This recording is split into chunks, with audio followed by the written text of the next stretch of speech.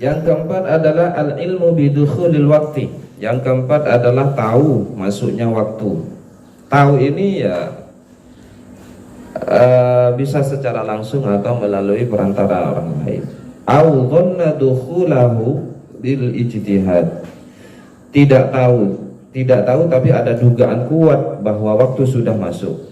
Kalau sholatnya tidak ada pengetahuan seperti itu, maka sholatnya tidak sah meskipun dia sholat tepat pada waktunya. Paham? Jadi harus ada pengetahuan dulu, kemudian dia baru sholat. Paham?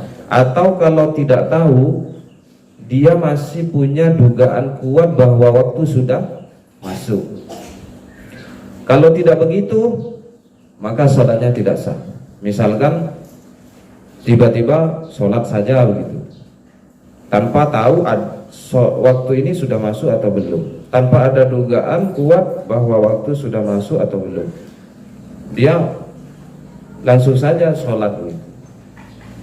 Dan kenyataannya memang tepat pada waktunya, ini tetap tidak sah. Paham ya? Harus ada usaha, harus ada pengetahuan terlebih dahulu waktu sudah masuk atau tidak. Harus ada cara-cara untuk mengetahui waktu ini masuk atau tidak. Kalau tidak demikian, maka sholatnya tidak sah meskipun kenyataannya memang benar-benar masuk dalam waktunya. Paham ya?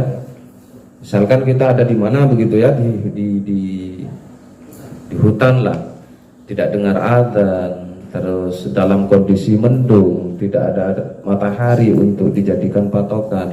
Kemarin kita kan sudah belajar waktu-waktu, mengenali waktu-waktu sholat zuhur, sholat asar dengan patokan bayangan matahari.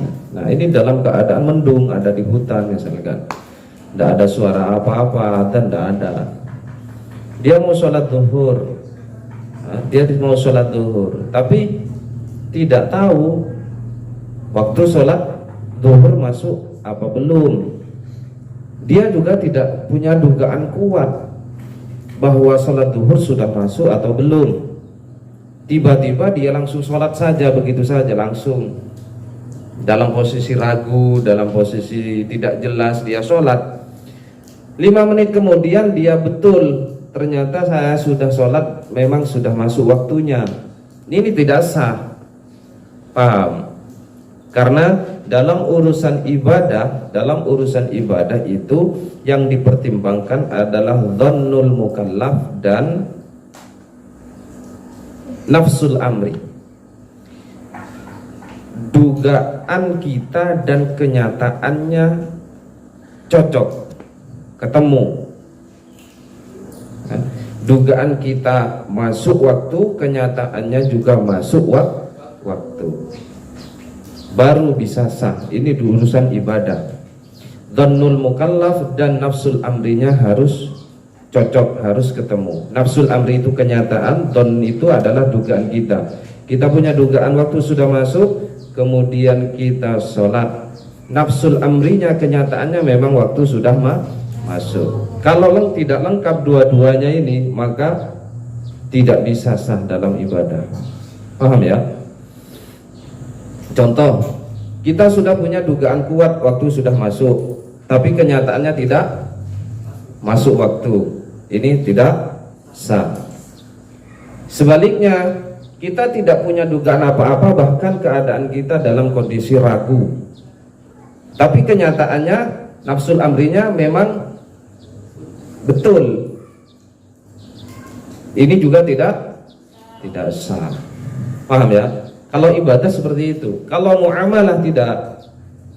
Muamalah itu yang penting nafsul amrinya sudah sesuai, sudah tepat, sudah cocok, sudah sah. Sah begitu. Contoh begini. Muamalah ya, muamalah. Ini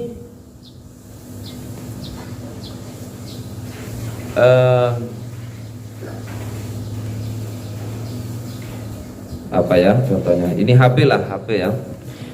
Contohnya seperti ini, HP ini saya dugaan saya HP ini adalah HP-nya Y Iqbal misalkan. Ini HP saya menduga punya Y Iqbal, tapi kenyataannya adalah milik saya, gitu ya. Kenyataannya milik saya. Kemudian saya jual sama Ning Salwa, sama jual sama Ning Salwa. Ning Salwa beli. Nah ini secara hukum tidak sah. Awalnya begitu kan, karena saya menjual yang saya duga ini bukan milik saya, paham? Tapi kenyataannya ini adalah milik saya. Maka hukum akad jual belinya tetap sah. Karena yang terpenting adalah nafsul amrinya. Karena yang terpenting adalah kenyataannya. Meskipun dugaan saya salah. Saya menduga ini HP punya Y Iqbal. Itulah perbedaan antara ibadah dan muamalah. Kalau muamalah yang penting nafsul amrinya sesuai, cocok. Kalau ibadah dhannul mukallaf sama nafsul amrinya harus selaras sama cocok.